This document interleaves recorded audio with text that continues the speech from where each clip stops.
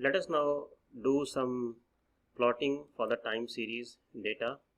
So for this, we are going to use the market fact data, and I am going to combine the order dimension data frame because this data frame has got the date as one of the variable. So order date is one of the variable here, but then we have to make sure this order underscore date is actually a date column. So to do that, first let us see the description of the column. If you see, my order date is an object class, is an object data type. So we have to convert into a date time column. To do that, we have to use a to underscore date time function. So it's done.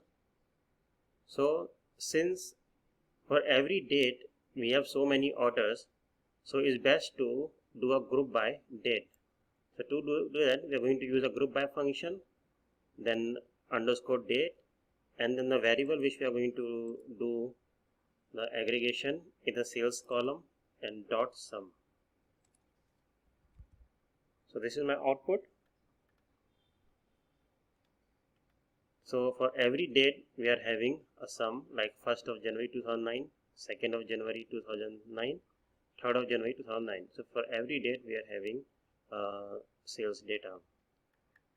Now to plot the time series, we have to use the function ts plot. So simply put the data frame here, data underscore sale that we have derived, and then let's plot. See the output. So this is how the time series data looks like. So here we can see there are some data where the sales are very high,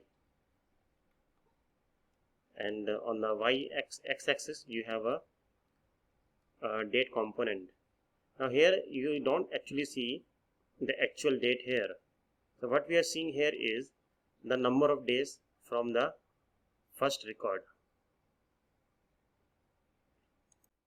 Let us now explore further. So this is my current plot.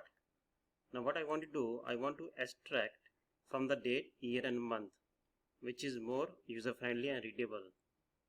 So what I'm doing, I'm extracting month from the order date column by using .dt.month, and then I'm extracting year from the order date column using .dt.year.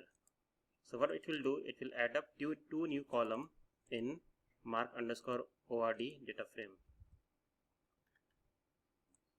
So you can see here we have a month and a year. Now I can further group by the sales data, the mean of sales data by year and month. So let us see the output here.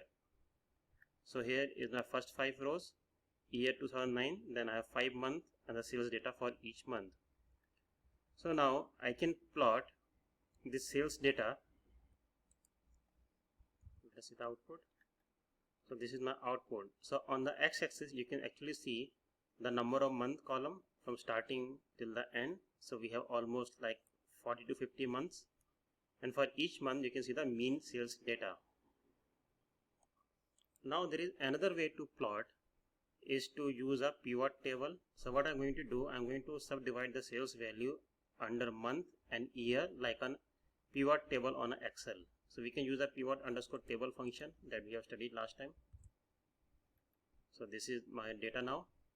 For each year we have 12 months, and the data is shown by each rows under month. So now I'm going to use another plot known as the heat map. So let us see the first output. So here is my output. So the way to read the heat map is that, first of all, let us understand the meaning of colors here. The higher the sale value, the darker is the color, and the lesser the sale value, the lighter is the color. Now on the x-axis I have number of months, and on the y-axis I have year. So let us see 2009, the highest sale was in the year, was in the month, 4th month, and the last month. For 2012, the highest sale was in the month 2, and the least sale was in the month of 8. But the common observation, if you see, the majority of higher sales are on the 12th month. is because of the Christmas holidays. So this is known as the heat map plot. So here you can also play with the colors. So you can do some research on the website to find out the color codes.